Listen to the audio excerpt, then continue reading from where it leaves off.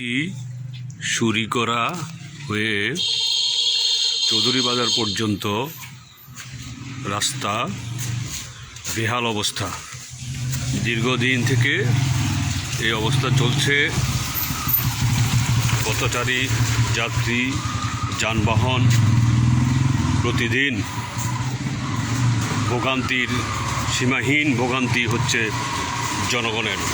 দীর্ঘদিন থেকে এই রাস্তা সংস্কার করার, মেরামত করার কোনো উদ্যোগ নেই।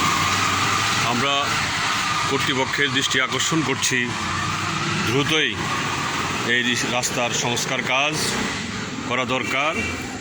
অন্যথায় হাজার হাজার মানুষ ভোগান্তির শিকার হচ্ছে। এলাকার জনগণ ভোগান্তি থেকে পরিত্রাণ চাচ্ছে। ডানশালিক টেলিভিশন, গুণবতী, চৌদ্দগ্রাম, বাংলাদেশ।